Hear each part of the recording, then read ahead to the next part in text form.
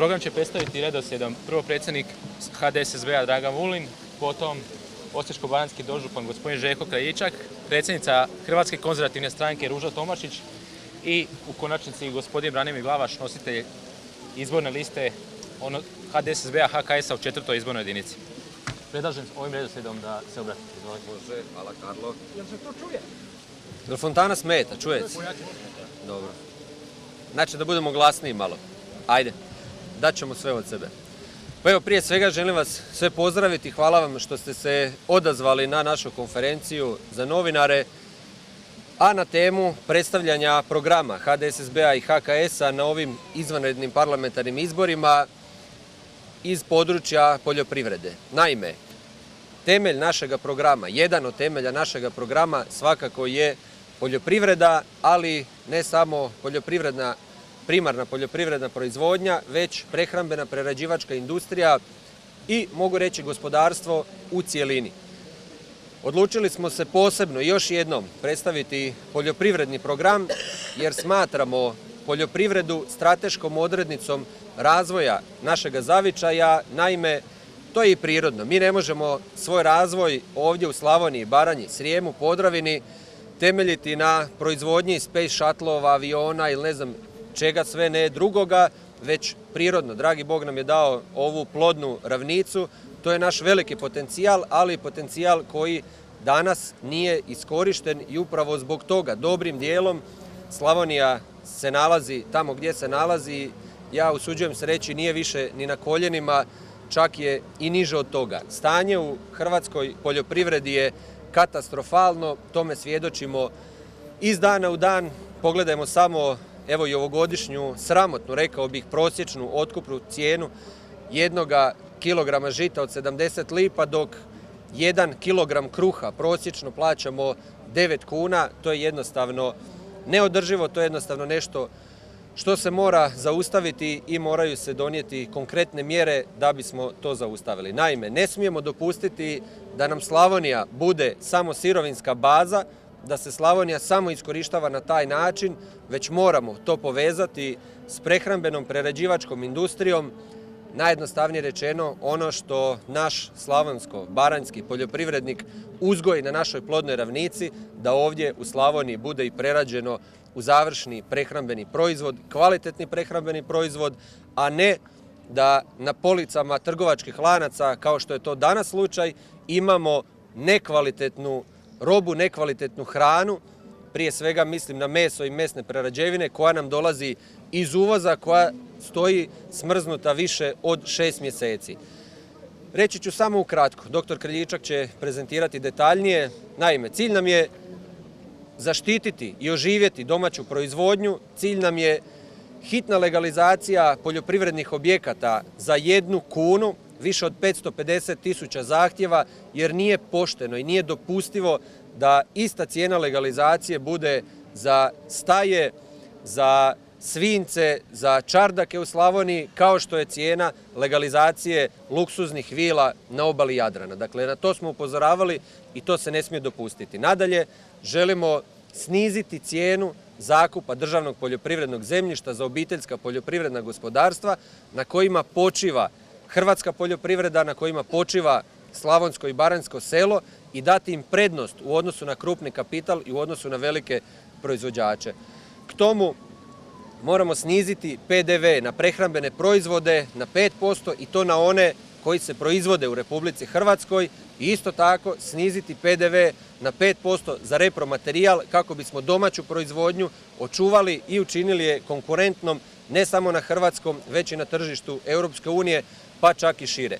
I u konačnici cilj nam je ovu poreznu olakšicu, dakle sniženu stopu PDV-a u turizmu koju danas imamo s 25 na 13%, a koja je olakšica samo za one krajeve Hrvatske gdje je turizam jak, znači opet za one bogatije krajeve, za Dalmaciju, Istru, naravno i Zagreb. Slažemo se, neka bude takva olakšica, ali uz uvjet da minimalno 50% bude domaći prehrambeni proizvod, dakle onaj proizveden ovdje u Slavoniji, Baranji, Srijemu i u konačnici na taj način u praktičnom smislu povezati zelenu i plavu Hrvatsku. I završit ću s time da je vrijeme da smo vidjeli kako se Metkovci kroz most, kako se Istrani, Dalmatinci, Zagrebčani bore za svoj kraj i došlo je krajnje vrijeme da se i mi Slavonci, svi ljudi koji žive ovdje u Slavoniji, koji žive od Slavonije i Baranje, da se probudimo, da se izborimo za ono što nam pripada, svjesni da nam ništa neće pasti s neba i evo u ovim izborima koji nam dolaze da ne dopustimo da nam se ponovno poljoprivredna politika vodi iz Zagreba ili iz Metkovića kao u ovome mandatu. Evo, hvala vam lijepo. Molim doktora Kraljička. Evo, hvala gospodine predsjedniče. Čuli ste glavne, ja ću reći, i temeljne analize i prijedloge što to mi činimo, želimo raditi u budućem razdoblju u hrvatskoj vladi i što mislimo da je ključno za razvoj i održivost hrvatske poljoprivrede. Mi smo vam pripremili 6 smjernica i pobrojali smo većinu mjera koje želimo realizirati. To ćete dobiti napismeno, tako da ćemo neke mjere detaljnije obrazložiti, a neke ćemo samo preskočiti. Ali ja vas molim da prenesete da ovo nije program samo za ove izbore. Ovo je program i smjernice za buduću strategiju razvoja poljoprivrede Republike Hrvatske u periodu od 2018. do 2028. godine. Ono što smo mi pripremili kao cilj i što želimo ostvariti realizacijom ovih naših smjernica, a to je da vratimo dostojanstvo hrvatskom seljaku, hrvatskom selu, da vratimo proizvodnju hrane u naša sela i time vratimo prihod. Zasigurno da jedinica koja mora potaknuti razvoj poljoprivrede su obiteljska poljoprivredna gospodarstva. Ona su u središtu naše pažnje i našega programa. Ovo nije program koji je nastao u kabinetima i salonima u Zagrebu, nego na poljima, farmama, voćnjacima i vinogradima ovdje u Slavoniji, Srijemu i Baranju. Zato je ovo program koji znači život i održivost istoka Republike Hrvatske. Kada govorimo o osnaživanju obiteljskih poljoprivrednih gospodarstava, mi moramo potaknuti njihove investicije, njihovo ulaganje u transfer znanja, nove tehnologije. Ne znači da ćemo povećati obujam proizvodnje ako ćemo samo uključiti nove obradive površine. Naši proizvođači imaju 50% rezultata genetskog potencijala u proizvodnji. Samo da podignemo proizvodnju na postojećim površinama, od 10 do 15% bit ćemo toliko bogatiji. Međutim, da bi pomogli našim obiteljskim gospodarstvima, mi našim programom, ali i uredbama Europske unije koje želimo iskoristiti, jamčimo 15.000 eura u 3 godine de minimis potpora. Jamčimo da će svako dobiti 50.000 eura i 50% subvenciju kroz program ruralnog razvoja. Moramo potaknuti investicije. Ali što će biti kad potaknemo investicije i stvorimo novi proizvod, a imamo neuređeno tržište? Mi se zalažemo za to da u Hrvatskoj izračunamo koja je minimalna cijena koštanja svakog prehrambenog proizvoda kod najboljih proizvođača. I to će biti cijena ispod koje se ne smije tržiti taj proizvod u Republici Hrvatskoj. Zbog krive provedbe zajedničke poljoprivredne politike u Hrvatskoj, na način kako je to radio HSS, SDP i HDZ, a nastavio Most, mi imamo u stvari situaciju da nam izvrsni, najbolji proizvođači propadaju. Nismo začuvali tržište i nismo potaknuli konkurentnost. Želimo urediti tržište i po cijenu zabrana uvoza hrane u Republiku Hrvatsku. Za one proizvode koji se prodaju ispod cijene koštanja u proizvodnji ili nisu zdravstveno ispravni. Sljedeća stvar, krucijalna za razvoj poljoprivrede, je zemljišna politika. Mi danas imamo obiteljska gospodarstva koje su na privremenom korištenju, koji 2018. godine će zbog ovakve provedbe ove politike ostati bez svoga zemljišta 2018. godine.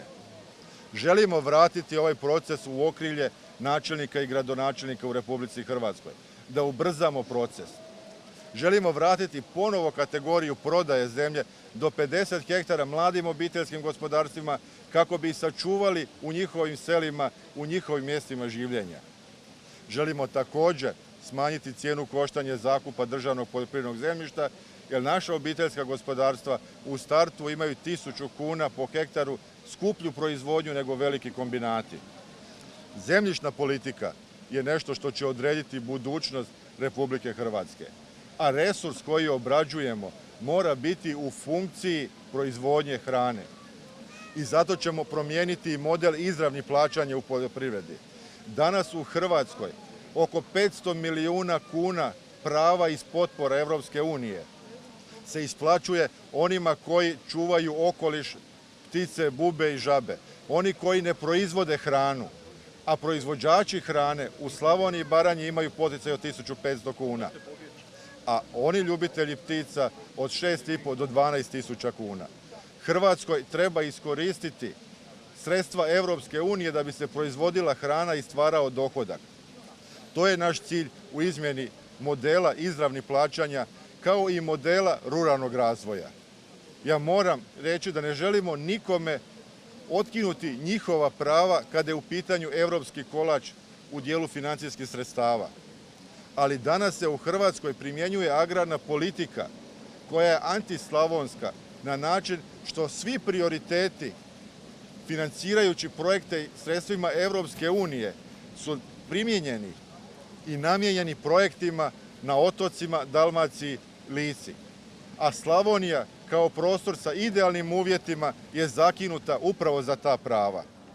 I zato kroz program ruralnog razvoja prioritet kod dodjele sredstava mora biti u investicija, ulaganje, proizvod, dodana vrijednost i novo radno mjesto. Ono što je posebno bitno i važno, i time ću završiti kao 6. smjernicu, to je razvoj infrastrukture. Danas svi govore navodnjavanje i infrastruktura koja će biti spas za hrvatsku poljoprivredu. Ali to su samo kanali i pumpe i trafostanice. Nama je potreban proizvod, nama su potrebne hladnjače, distribucija, prerada, dodana vrijednost. To znači imati program za navodnjavanje, a HDSSB ima to u svome programu. Ali i udruživanje proizvođača. Danas imate monopoliste koji imaju resurse, imaju kombinate, prehrambenu industriju i tržište. Mi moramo stvoriti novi model izgradnje poljoprivredne industrije. Sredstvima Europske unije za hrvatsko tržište, za spas hrvatskog sela. I zato na kraju bih zaključio realizacijom našega programa. Vraćamo život u naša sela, jer jedino mi možemo našim programom, našim znanjem i kompetencijama vratiti povjerenje u mlade ljude da vrijedi pošteno raditi i živjeti od svoga rada. To je naš mandat, to naš program dokazuje, a i rezultati izbora. Hvala vam lijepo.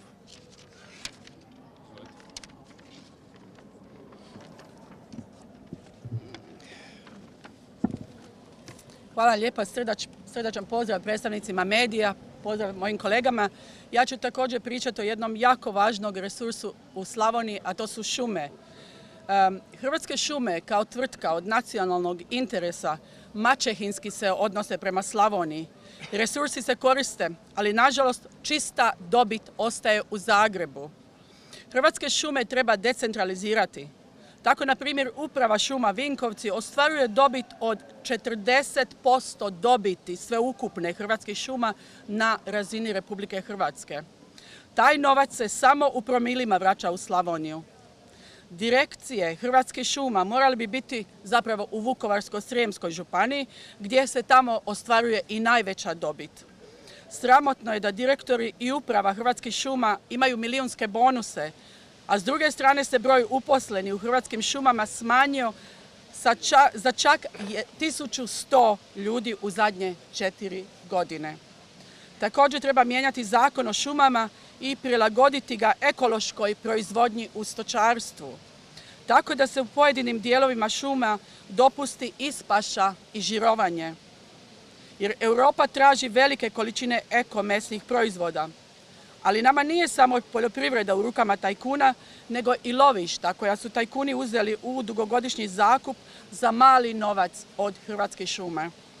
Također treba provesti totalno novu politiku prema drvnoj industriji, jer najveći dio kvalitetnije sirovine odlazi iz Slavonije, a nama u Slavoniji ostaje samo piljevina. Država mora poticati proizvodnju finalnih proizvoda od drvne industrije. Hvala lijepo.